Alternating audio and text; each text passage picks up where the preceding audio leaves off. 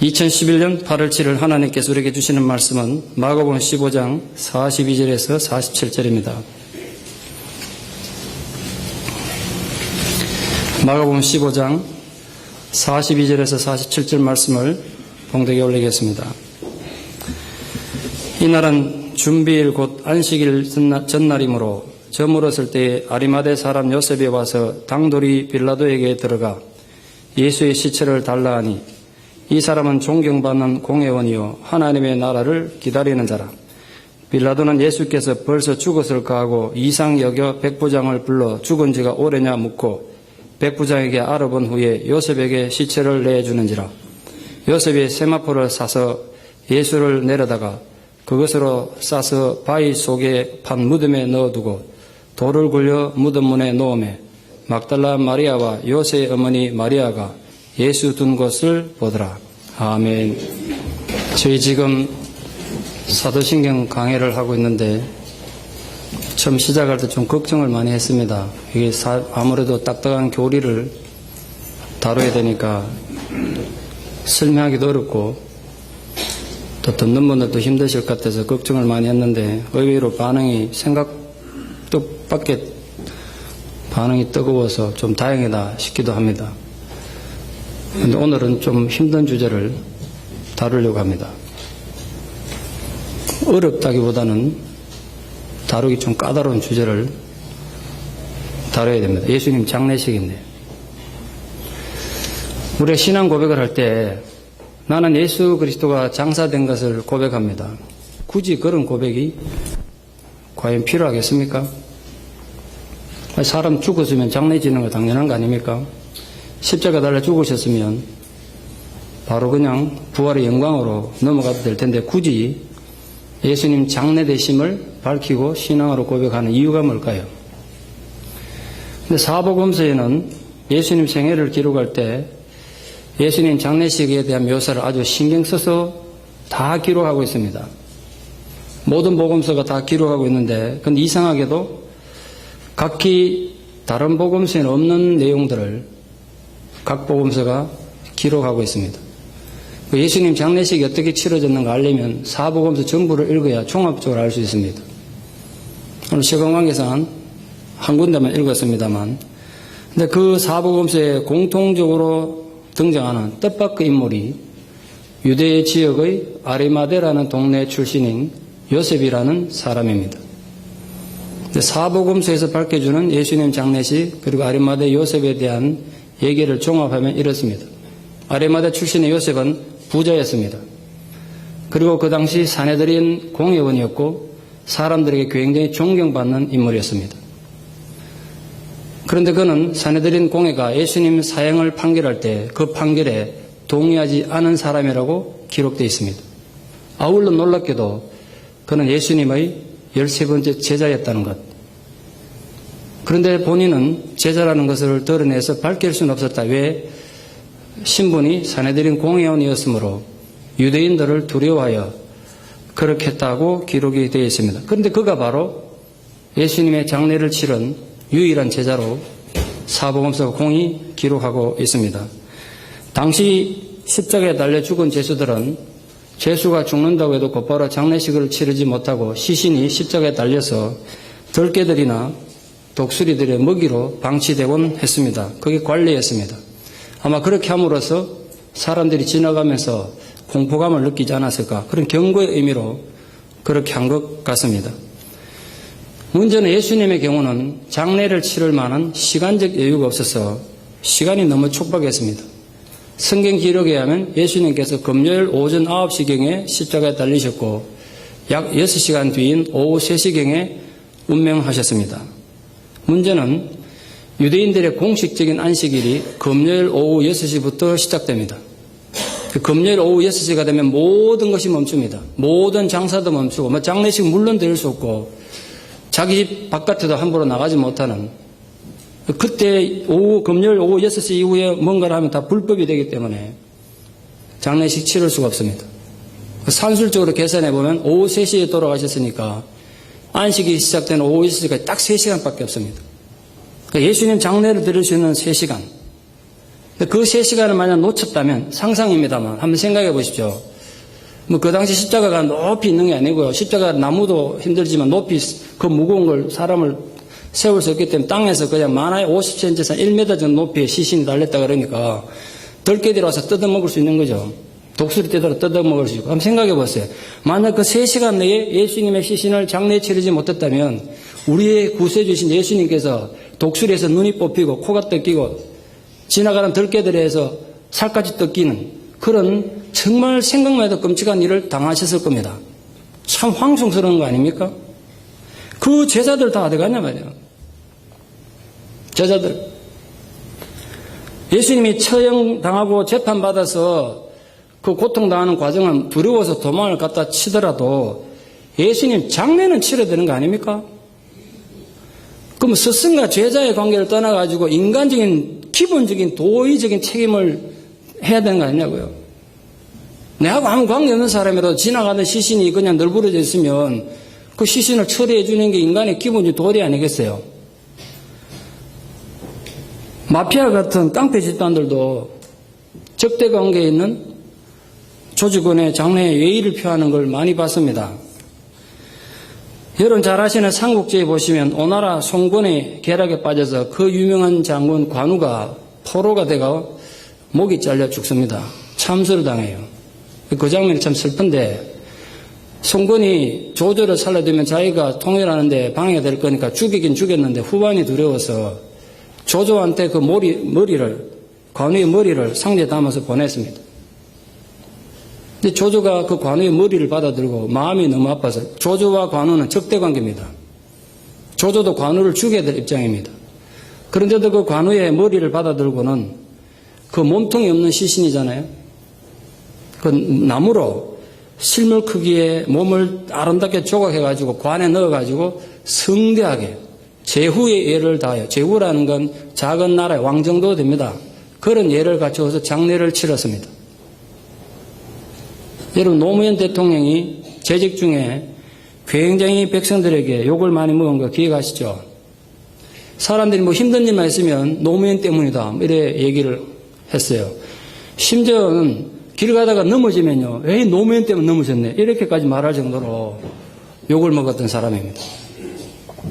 그러나 그가 퇴직 후에 부의 바위에서 몸을 던져서 세상을 등지니까 언제 걸었느냐는 듯이 또 민심이 돌아서가지고 추모 분위기로 돌변했습니다. 그래서 그의 죽음은 비극적이었지만 그의 마지막 장례식은 결코 쓸쓸하지 않았습니다. 그러나 예수님의 장례식은 그렇지 못했습니다. 서로 죽고 죽게 되는 전쟁터에 적군의 장수도 죽음 몸의 일부일지라도 그걸 가지고 성대하게 예의를 갖추어서 장례를 치르는 것이 인심이었는데 국민들로부터 그렇게 지독히도 욕을 먹던 전직 대통령도 죽고 나니까 그에 대한 원망은 온데간데 없고 추모 속에 고향 땅에 묻히더라고요. 그러나 예수님의 장례식을 한번 보십시오. 세상에 이렇게 쓸쓸할 수가 없어요. 전 수많은 장례식을 집례하면서 많은 참 인간적으로 참 장례식이 이렇게 쓸쓸할 수가 있는가 이런 장례식을 참 몇 번 본 적이 있는데 근데 예수님 장례식만큼 쓸쓸한 거 아직 못 봤어요. 조문객 하나 없고요. 상주도 없고요. 어떤 예식도 없는 이런 장례식을 본 적이 없어요. 그런 상황에서 등장한 뜻밖의 인물이 요셉이었던 것입니다. 사복음서에 모두에 그의 이름이 올라 있습니다. 오늘 읽은 본문에 하면 요셉은 당돌하게 감히 예수님 시신을 달라고 빌라도에게 요구했다고 되어 있습니다. 당시 문화와 분위기에서 쉽게 할 수 있는 일이 아닙니다. 그래서 그의 용기와 헌신에 우리가 박수를 보내지 않을 수가 없습니다.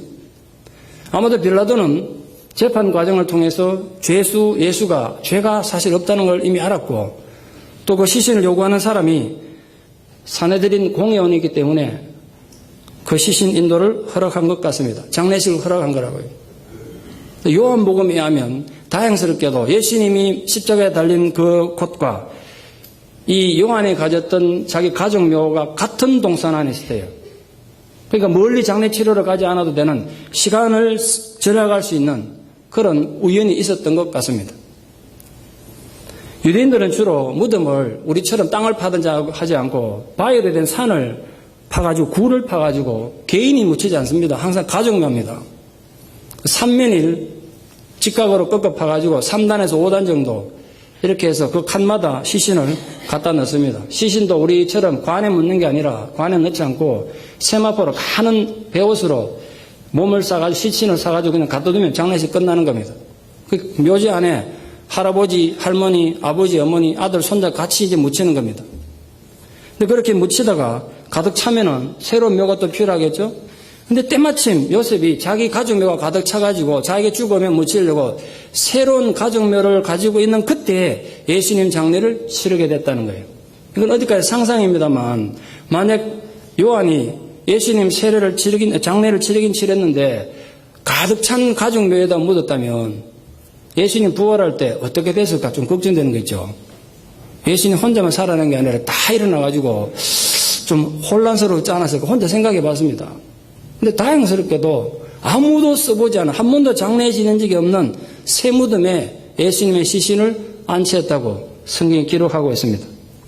죽은 예수는 말이 없지만 예수님 생애에 참 절박하게 누군가 도움이 필요한 상황입니다. 죽은 시신이 자기 장례를 치를 수는 없으니까. 그런데 그 예수님의 장례식을 치른 사람, 그 이름의 영광이 얼마나 큽니까? 인류 역사에 종말 오는 순간까지 그 이름 길이 남을 것입니다. 성경에 여러 가지 사연으로 이름 남긴 사람 참 많습니다. 위대하고도 훌륭한 충성된 하나님의 사람들도 많지만 희대 악인으로 이름 올린 남자 여자 이름도 많고요. 태어나면서부터는 많은 재능을 가졌지만 그 관리 못해가지고 비참하게 살다가 많은 사람들의 기록이 성경에 있습니다. 그런데 오늘 아리마대 요셉은 성경에 등장하는 모든 사람들이 가지지 못한 영광을 가졌습니다. 예수님 장례를 치른 유일한 제자. 예수님의 수제자라고 떠들었던 베드로, 자기 입으로 내가 주님으로부터 가장 많은 사랑을 받았다고 성경에까지 기록했던 사도 요한, 예수님이 정권을 잡으면 오른쪽 자리 왼쪽 자리를 가지겠다고 늘 자리를 탐냈던 안드레와 야고보 형제들, 그렇게 예수님 가까이 3년을 섬기고 함께 배웠던 12제자 어느 누구도 가지지 못했던 영광입니다. 물론 그들에게도 기회는 있었을 것입니다. 어쩌면 그 12제자들에게 먼저 예수님 장례를 치를 수 있는 영광이 주어졌을지 모르겠습니다. 그러나 그들에게는 그때 그 상황이 필요로 하는 용기와 믿음과 헌신이 없었습니다. 그래서 그들은 물론 나중에 주님의 제자로서 훌륭한 삶을 살고 다들 순교했지만 자기 스승의 장례조차 치르지 못한 참으로 불행했던 사람들로, 불충했던 이름들로 기록이 남은 거 아닙니까? 그에 비해서 아리마대 요셉은 예수님 살아생전에는 단 한 번도 언급된 적이 없습니다. 그런 제자가 존재했었는지 아무도 기억해 주지 않았습니다. 다른 제자들이 예수님과 함께 영광을 누릴 때 그곳에 아리마대 요셉은 없었습니다. 오병이의 기적을 일으켜서 사람들이 환호할 때 그 환호를 느긋한 마음으로 즐겼을 제자들, 안전뱅이가 일어나고 소경이 눈을 뜨고 심지어는 죽은 자가 되살아나는 기적을 현장에서, 그 기적의 현장에서 군중들이 환호와 박수를 받으며 예수의 제자된 특권을 그 제자들이 누릴 때, 극단적인 경우에는 예수님의 그 대중적인 인기를 등에 업고 예수님이 정권을 잡으면 내가 세상의 명예와 권력을 가지겠다는 꿈을 꾸고 있었을 때 아리마대 요셉은 그들과 함께하지 않았습니다. 그곳에 없었다고요. 그는 예수님 생전에는 다른 제자들이 누렸던 어떤 특권도 영광도 함께 누리지 못했습니다. 오히려 자기가 제자라는 걸 나타내지도 못하고 사내들인 공회 안에서 유대인들을 힘들어하며 아파하는 그런 삶을 살아야 했습니다. 그렇지만 그는 믿음이 필요하고 용기가 필요한 상황에서 행동하는 믿음, 행동하는 용기를 가지고 있었습니다. 그게 아리마대 요셉이 다른 제자들과의 다른 점이었습니다. 우리 또한 마찬가지가 아니겠습니까? 지금 우리의 삶과 신앙생활 속에서 우리는 어떤 이름을 남길 것입니까? 평소에는 자기만이 가장 믿음이 좋고 자기만이 가장 교회를 위하는 것 같고 그렇게 사는데 정작 용기가 필요하고 믿음이 필요한 위기의 상황이 되면 그 많던 사람들은 흔적도 없이 사라져버리는 것이 인간들의 보편적인 심리인 것 같습니다. 정작 가장 도움이 필요할 때, 또 가장 나의 헌신과 용기가 필요할 때 인간은 자기 안전을 생각하고 자기 이익을 생각하며 주님을 외면합니다. 가능하면 십자가로부터 멀리 떨어져 있으려고 합니다. 심지어는 십자가가 자기와는 전혀 상관없는 것처럼 얼굴에 가면을 쓰고 그렇게 살아갑니다. 예수님 장례식 앞에서 적어도 아리마대 요셉 그 이름과 다른 12 제자들의 이름은 그렇게 완전히 나누어지는 것입니다. 그래서 오늘 우리에게도 예수님 장례식은 정말 무거운 주제로 다가오는 것입니다. 나는 어디에 속한 사람입니까? 여러분은 어디에 속한 사람입니까?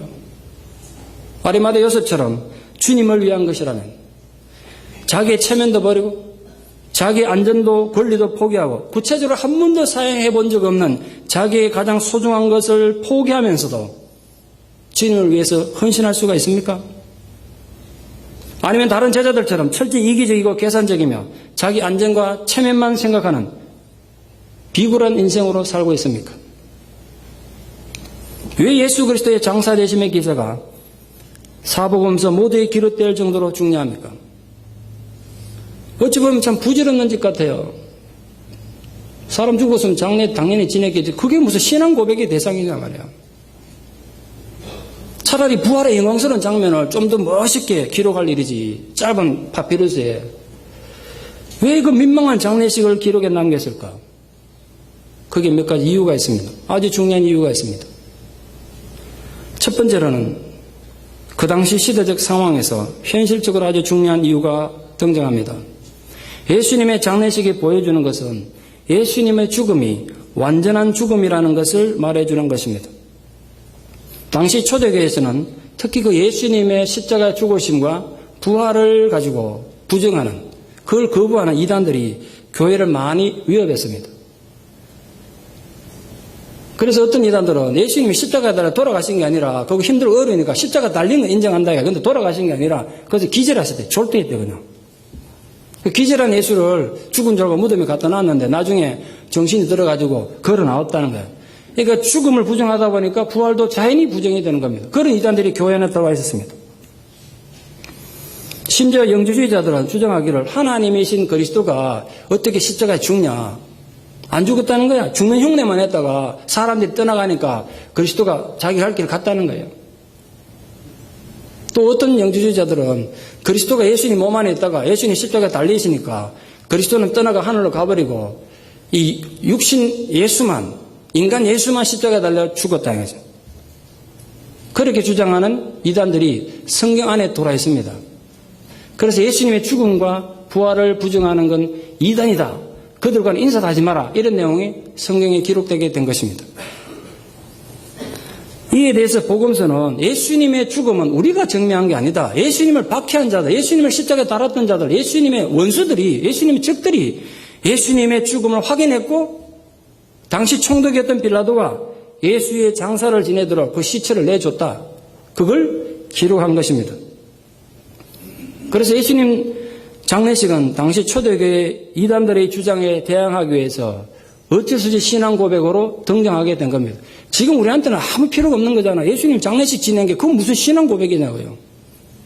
십자가에 달렸다는 은혜가 되지만 부활했다는 것도 은혜가 되는데 예수님 장례식이 뭐 신앙 고백의 대상이냐. 그러나 그때는 그만큼 절박했습니다.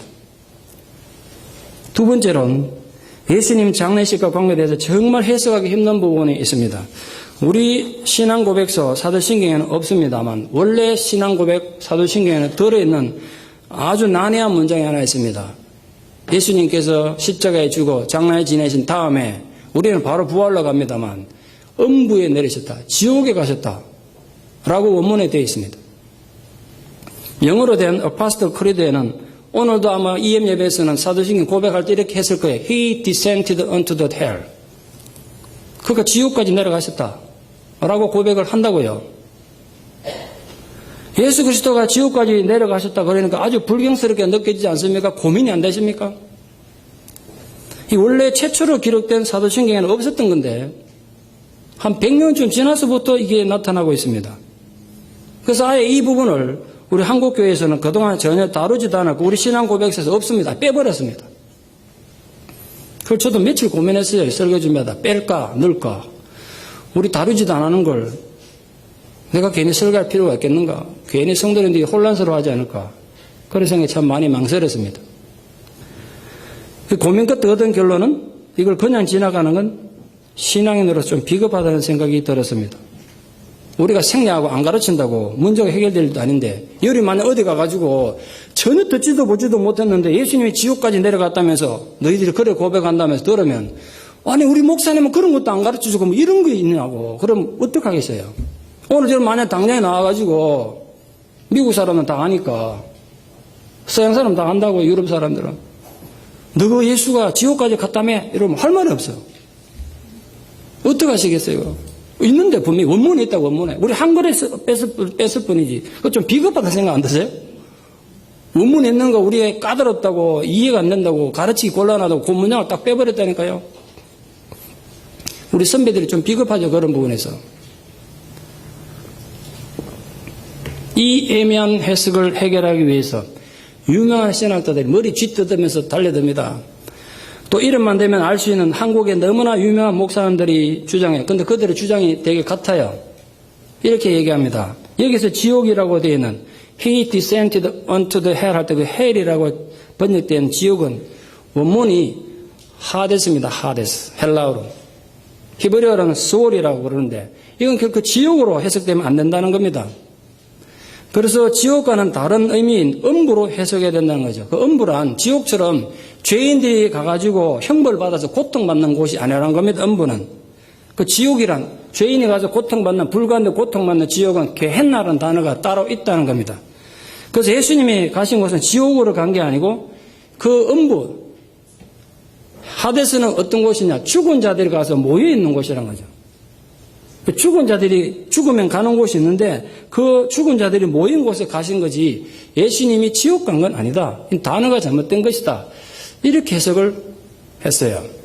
들어보면 은혜가 되죠. 예수님이 지옥 안 갔다니까 다행스럽기도 하고 저도 그래서 오랫동안 그걸 믿었습니다.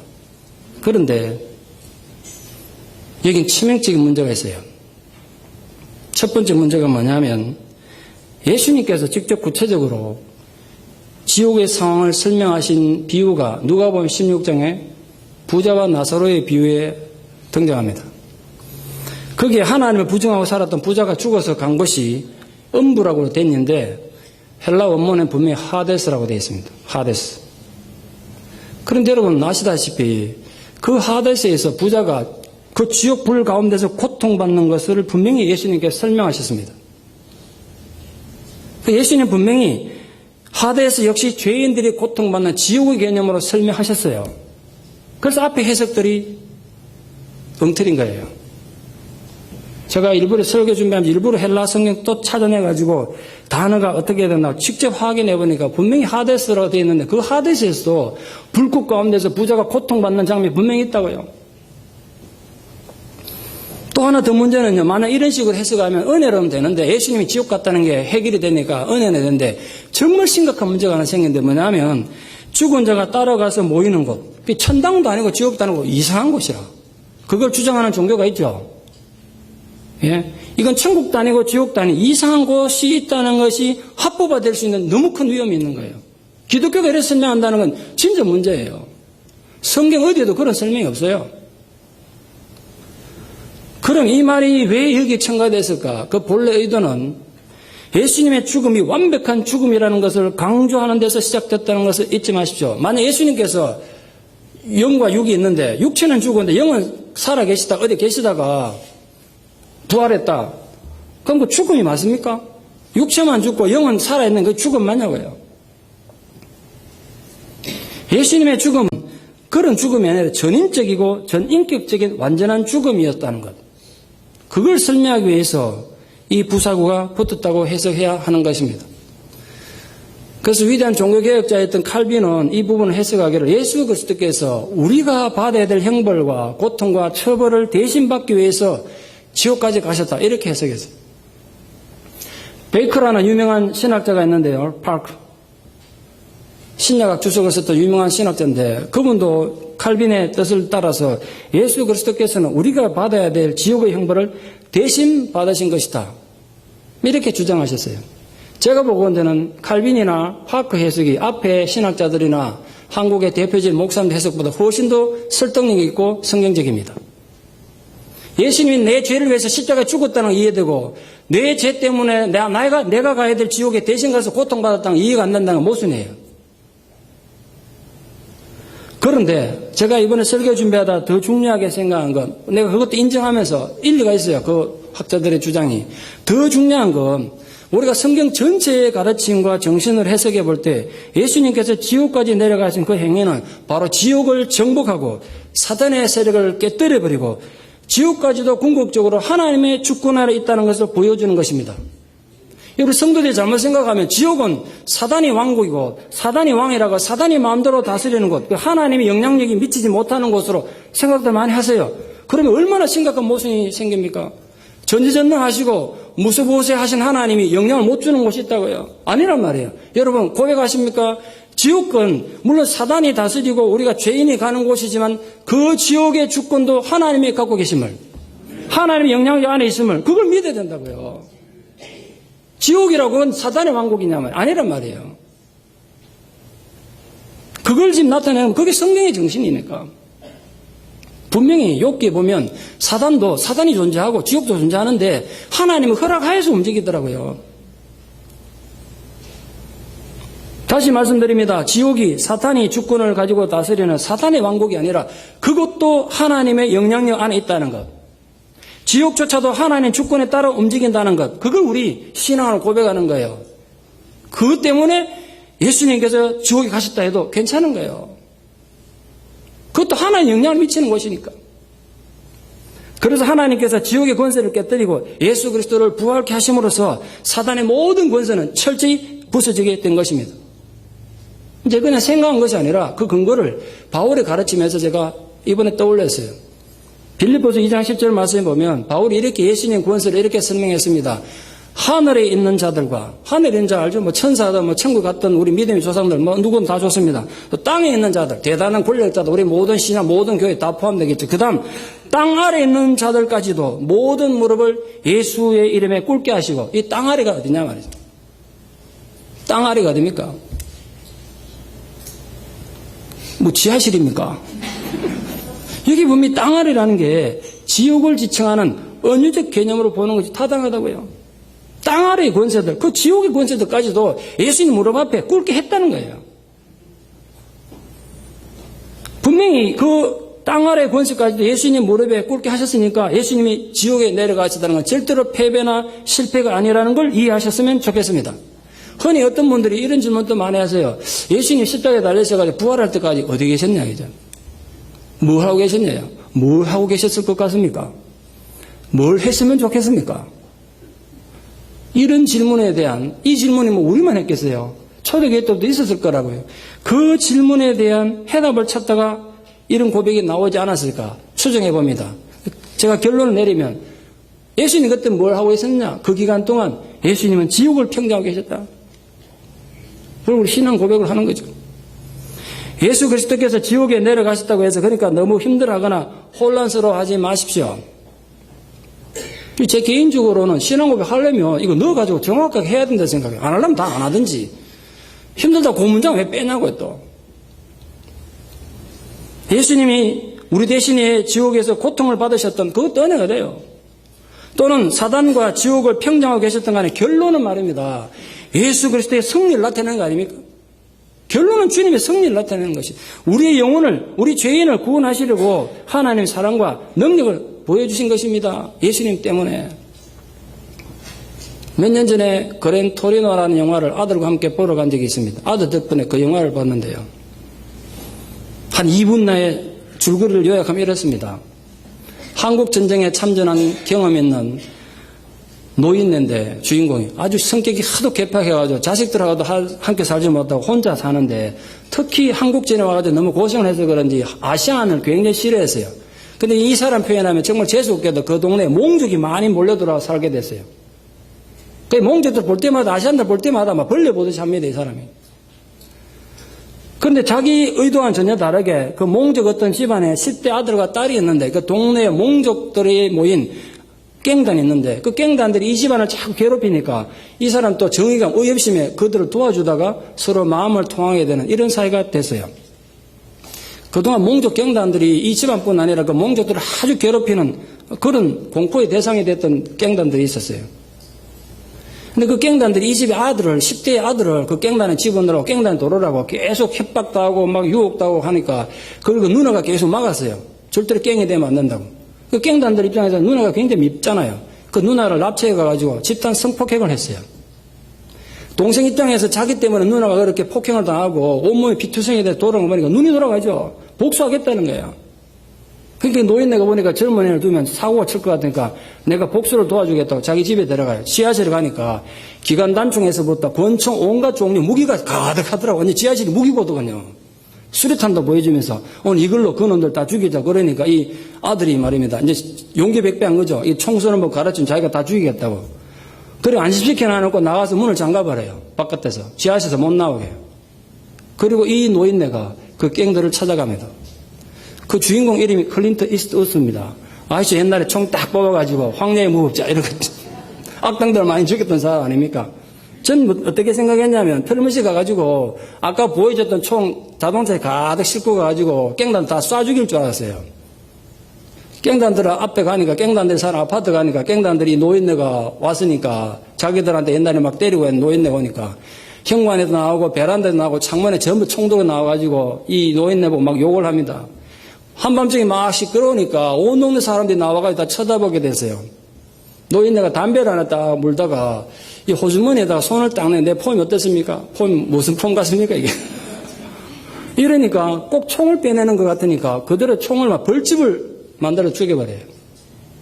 근데 쓰러지면서 보니까 그 손에 라이터가 달려있었어요. 상황이 지금 어떻게 되냐면 수많은 정인이 보는 앞에서 비무장한 나이든 노인네를 갱단들이 집단 살해한 겁니다. 정인이 너무 많아요. 이제는 빼도 박도 못하게 됐어요. 적시 출동한 경찰들에 의해서 모든 갱단들이 체포돼가지고 감옥을 감으로써 이 마을도 평화를 누리고 이 몽족 가족이 평화를 누린 겁니다. 이 노인네가 죽으면서 죽기 전에 유언장을 써놨는데 자기 자식들에게 주지 않고 그랜토리노가 그 차 이름이더군요. 그 차를 이 아들의, 이 몽족 아들에게 유산으로 물려주고 죽었어요. 제가 왜 이 영화 얘기를 하느냐 하면 이 노인네 자신의 목숨을 희생해서 던짐으로써 몽족 가족들이 절대로 누릴 수 없던 평화. 그들이 어떻게 갱단 싸워 이겼어요? 절대로 그들이 누릴 수 없는 평화를 누리게 되더라고요. 그들이 예전에 상상도 해보지 못했던 전혀 다른 차원의 삶을 그때부터 사는 것이 영화의 마지막입니다. 그래서 내가 너무 신선한 충격을 받았어요. 우리는 예수님이 지옥에까지 내려가신 그 사랑과 희생을 통해서 예전에는 상상도 해보지 못했던 전혀 다른 차원의 삶을 살 수가 있는 것입니다. 그래서 언제 어느 순간 우리가 이 생의 삶을 끝내더라도 죽음을 두려워할 필요가 없는 것입니다. 신앙인은 죽음을 두려워할 필요가 없어요. 예수님께서 지옥의 권세까지 정복하셨으니까. 전혀 다른 차원의 삶을 살게 된 것입니다. 예수님이 우리를 대신해서 지옥에서 고통을 다 당하셨거나 또는 지옥의 권세를 다 굴복시키셨으므로 우리를 충분히 도와주실 수가 있기 때문에 여러분 두려워하지 마십시오. 그래서 신앙인은 죽음의 고통을 극복할 수가 있고 죽음의 두려움을 이길 수가 있는 것입니다. 예수님의 장례식과 예수 그리스도가 음부에 내리셨다는 것은 바로 이런 부분에서 우리에게 확신을 주는 것입니다. 예수 그리스도의 희생으로 내가 영원한 생명을 얻었다. 그래서 내 음제 삶이 끝나더라도 하나님 내 잔이 넘치나이다. 그 고백으로 하나님 나라 가시면 되는 겁니다. 두려워하지 마십시오. 우리 그걸 신앙으로 고백하는 거예요. 주님이 나와 함께 장례되셨다. 그리고 음부에 내리셨다. 예수님의 장례식에 대한 세 번째 고백은 결국 제자들의 자기 고백입니다. 자기들 신앙의 반성이 여기 분명히 있다고 저는 봅니다. 예수님 장례식만 고백하면 제자들 얼마나 부끄럽겠어요. 지금 내가 주님 제자가 돼가지고 주를 위해 살지만 장례식 막 떠올리면 막 민망하고 죄스러운 마음이 떠오르지 않았겠어요? 예수님 장례식만 생각하면 쥐구멍 찾고 싶은 마음이죠. 예수님의 장례식에 참여했던 제자가 한 명도 없잖아요. 이런 황당하고 파렴치한 일이 어디 있습니까? 자기들의 스승이고 랍비며 한때는 자기들의 주님이었던 분이 돌아가셨는데 장례도 치러드리지 않았더니 동서고금을 막론하고 말입니다. 장례는 그 사람이 부자든 가난한 사람이든 뭐 대단한 학자든 일자 무식이든 한 인간의 마지막 존엄성이 지켜져야 되는 경건한 거 아닙니까? 그러나 예수님은 그 마지막 존엄성조차도 짓밟힌 채 쓸쓸히 무덤에 묻힌 것입니다. 주님의 몸을 욕되게 했던 그들의 반성과 회개가 이 고백에 있다고 저는 분명히 봅니다. 십자가에서 바로 부활의 단계로 넘어갈 수도 있는데 왜 굳이 사복음서 모두가 예수님의 장례식을 너무나 쓸쓸하고 초라했던 그 장례식을 그렇게 자세하게 기록하고 있겠습니까? 그 이유는 여기에 분명히 그 제자들의 반성과 회개가 들어있는 것입니다. 제자들이 이 신앙 고백을 할 때마다 자기들의 부끄러움과 배신의 연약함에 대해 고백하지 않을 수가 없었습니다. 마지막 네 번째로 예수님의 장례식이 가지는 현실적인 의미는 바로 우리의 장례식이 있어야 한다는 것입니다. 누구나 한 번은 죽어서 장례식 치를 겁니다. 근데 죽어서, 이 육신의 몸뚱이 죽어서 하는 장례식 말고 살아서 하는 장례식이 있어야 됩니다. 우리 모든 누군가가 살아서 한 번은 죽어야 합니다. 살아서 한 번은 죽어야 돼요. 그런 말이 있죠. 한 번 죽으면 두 번 죽고요. 두 번 죽으면 한 번만 죽는다고. 뭔 소린가 이해되시는가 모르겠네. 내 진짜 못난 자아가 죽고 진짜 언젠가 육신 두 번 죽으면요. 내 육신 죽는 걸 끝나지만 영원히 사는 건데 내가 안 죽고 계속 살았다가 육신 덩어리 하면 죽으면 영원히 죽는 거예요. 그냥 몸도 죽고 영혼도 죽는 거라. 제가 한국에서 전도사 시절에 학생부를 담당하고 있을 때 수련회 가면 그런 행사를 자주 했는데 이번 설교 중에 또 생각이 나던데요. 애들이 사춘기 애들이라 집안에서 얼마나 엉망이고 애들이 속을 썩이잖아요. 고등부를 맡아 있을 텐데 한 70명쯤 됐던 것 같아요. 60, 70명. 내가 이 애들에게 어떻게 살아서 이 그리스도의 십자가 의미를 좀 가르쳐 줄까. 그래서 마지막 날 저녁에 장례식을 했어요. 집사님 데려와가지고 낮에 저 산 아주 으슥한 곳에 가가지고 땅을 파가지고 무덤을 진짜 만들어 놔놓고 애들 조별로 해가지고 전부 어두컴컴한 것도 밤에 해야지 낮에 하면 안 되잖아요. 어두운 밤에 가가지고 진짜 수위 다 입혀가지고 관속에 집어넣어가지고 장례식 치렀어요. 제가 한 명 몇 시간 걸렸습니다.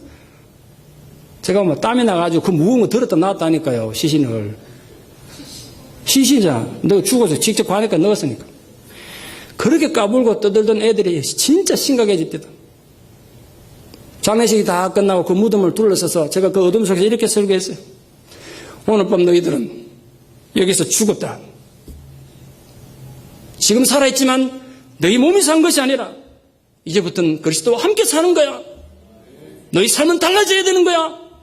아이들이 통곡하기 시작합니다. 삶이 달라지더라고요. 그런 한 번의 죽음이 우리에게 있어야 되는 게 이 예수님 장례식의 의미란 말이에요. 한국 초대계 유명한 깡패 목사 김익두를 아십니까?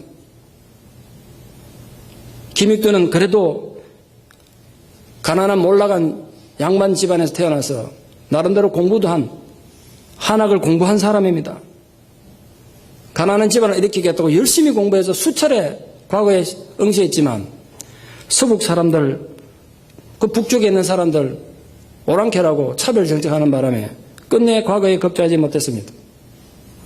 일찍 아버지도 이고 집안의 장남으로서 가정을 돌봐야 했으므로 평양을 오가면서 장사했는데 그것도 실패합니다.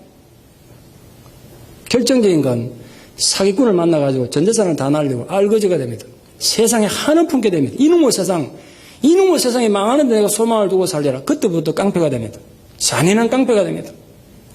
얼마나 악을 행했는지 사람들이 장날 장에 때마다 선악도 나무에 가가지고 다른 걸 빌지 않고 오늘도 호랑이 익든지 억든지 제발 만나지 않게 해달라고 빌고 다녔다고요. 김익두 별명이 겁내랍니다. 겁내라. 돈 내놓으라고. 지나가는 사람은 자꾸 돈을 빼서 별명이 겁내라예요. 그랬던 그가 친구인 박태우라는 분의 전도를 받고 교회를 다니게 돼서 거기에서 선교 사람들 만나고 하는데 처음에 교회 가니까 하나님 뭔지 예수가 뭔지 성경이 뭔지 알 게 뭡니까? 교회를 다니면서 술 먹고 예전의 행동을 그대로 하다가 어느 날 진짜 정말로 하나님 앞에 붙잡히게 됩니다. 정말 예수 그리스도를 진실로 만나고 철저한 회개를 자기 속에 일으킵니다. 그러고 나서 그가 뭘 했는지 아십니까? 자기 장례식을 치릅니다. 혼자 치른 게 아니라 온 동네 모든 사람에게 자기가 죽었다는 걸 알리기 위해 가지고 부고장을 돌렸어요. 깡패 김익두가 죽었다. 동네 사람이 난리가 났습니다. 잔치를 벌였어요. 깡패 김익두가 죽었대. 이제 우리 세상 살판 났다고. 그런데 어느 날 장날에 덩 나타난 거 있죠. 죽었다는 인간이. 눈 시퍼렇게 뜨고 살아났네 또. 그러니까 시장 사람들 걱정 나서면 저게 또 얼마나 괴롭히려고 지 죽었다고 부고까지 돌려놓고 저렇게 또 살아났냐고. 그런데 아무래도 사람 좀 이상한 것 같아요. 뭐 시커먼 책을 하나 들고 나타났는데 행동하는 게 전혀 다르더란 거예요.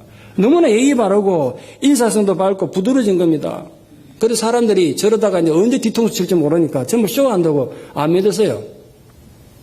근데 그 시장 바닥에 한 불량배가 김익도 목사님 시험하려고 그 꾸중물 있지 않습니까? 그 물통 가다가 확 퍼부었어요.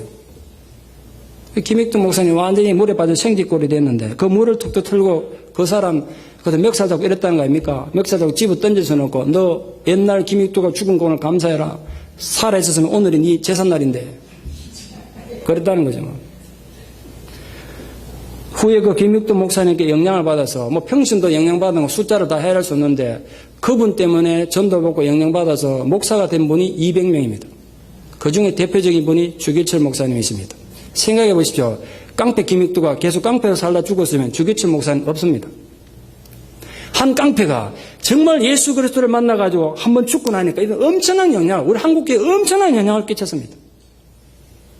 김익도 목사님의 경우는 결코 특수한 경우가 아닙니다. 모든 그리스도인에게 일어나야 되는 궁극적인 변화인 것입니다. 그리스도 안에서 자신의 장례식을 치른 사람만이 진짜 제자가 되는 거예요.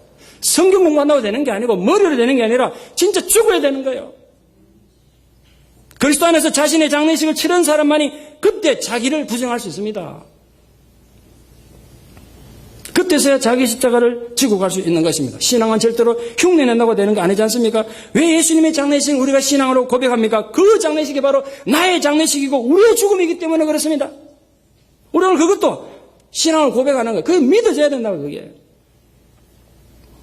다시 살기 위해서 그냥 죽는 흉내가 아니라 진짜 한번 죽어야 됩니다. 그게 예수님의 가르침이었습니다. 진짜 한 번은 완전히 죽어야 새로운 내가 태어납니다. 그때 자기 부정이 되는 것이고 그때 자기 십자가를 지고 갈 힘이 생기는 것입니다. 바울이 말한 것처럼 내가 그리스도와 함께 십자가에 못 박혔나니 그런즉 이제 내가 산 것은 내가 아니요 내 안에 그리스도께서 사신 것이니라. 그 말이 그 말씀입니다. 바울은 분명히 자기 장례식을 확실히 치른 사람이에요. 그래서 깨달은 겁니다. 이제부터 내 안에 내 감정과 내 욕망이 사는 것이 아니라 그리스도가 사는 것이라고. 우리에게도 필요한 것이 바로 그것입니다. 기독교의 영원한 가르침, 예수님의 가르침이 많은 가르침에 그 가르침을 한마디로 요약하라면 이것입니다. 네 원수를 사랑하라.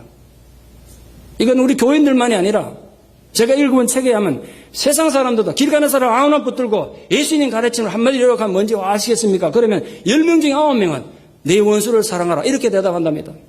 참 부끄러운 내용이죠. 그러나 우리에는 타고난 본성은 복수를 추구합니다. 원수 갖고 싶어합니다.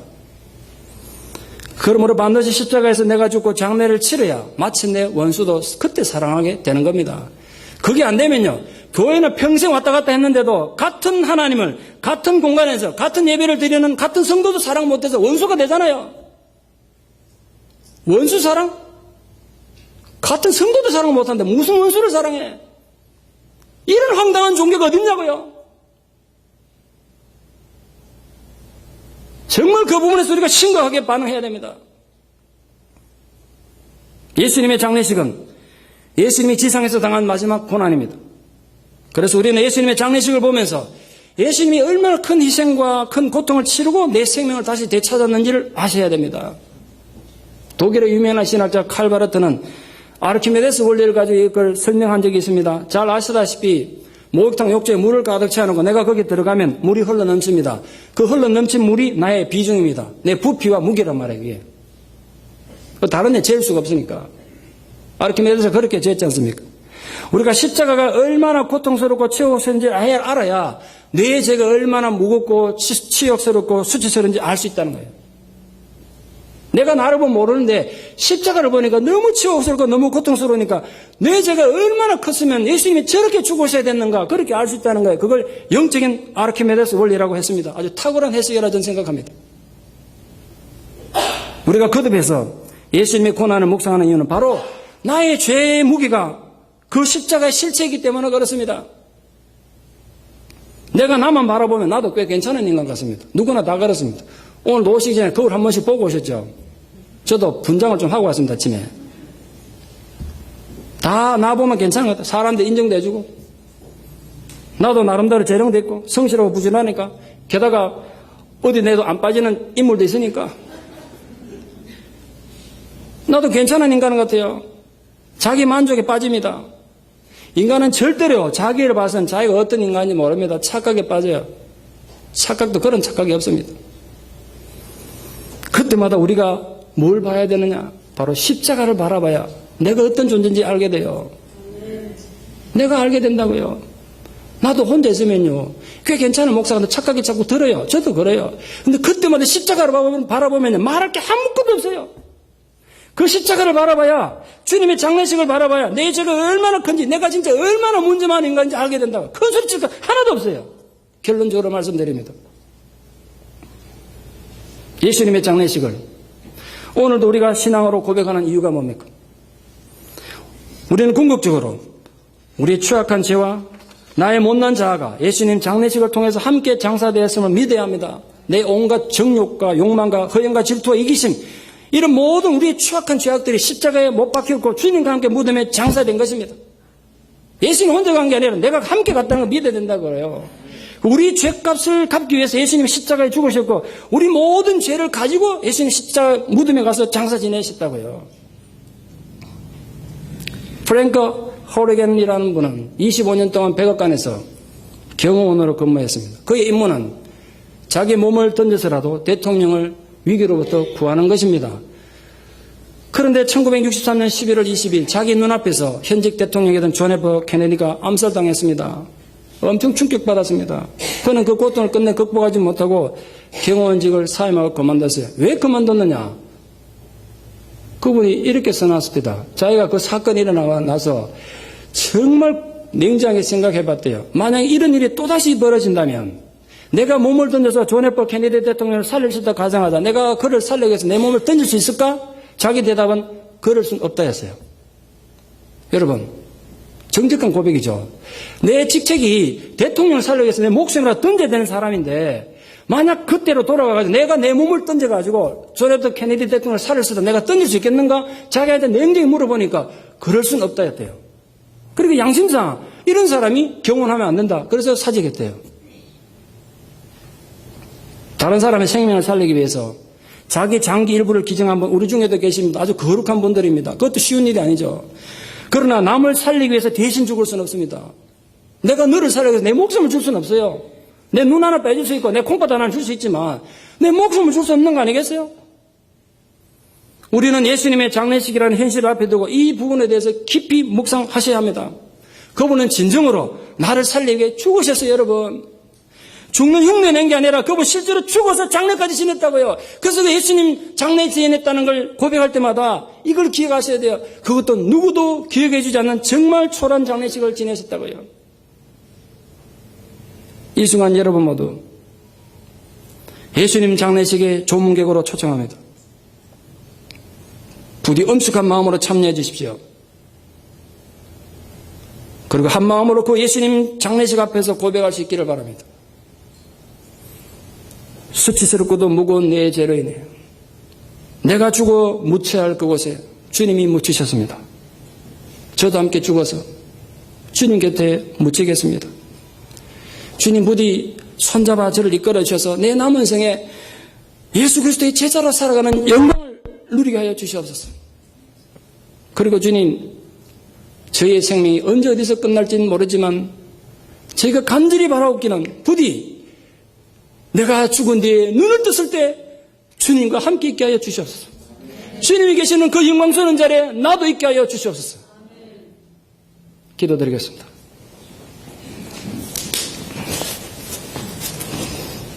하나님 아버지, 죽음 마땅한 죄인들은 이렇게 시퍼렇게 살아있는데 하나님이신 그분은 죽어 십자가에 못 박히고 장사되며 지옥에까지 내리셨던 아픔을 겪으셨습니다. 우리가 오늘도 이것을 우리 신앙으로 고백합니다. 우리 사랑하는 모든 성도님들, 우리 교회가 이 예수님의 장례식을 앞에 놓고 그저 그 장례식을 기념하는 것으로 끝나는 것이 아니라 이 장례식의 의미와 가치를 깨달아서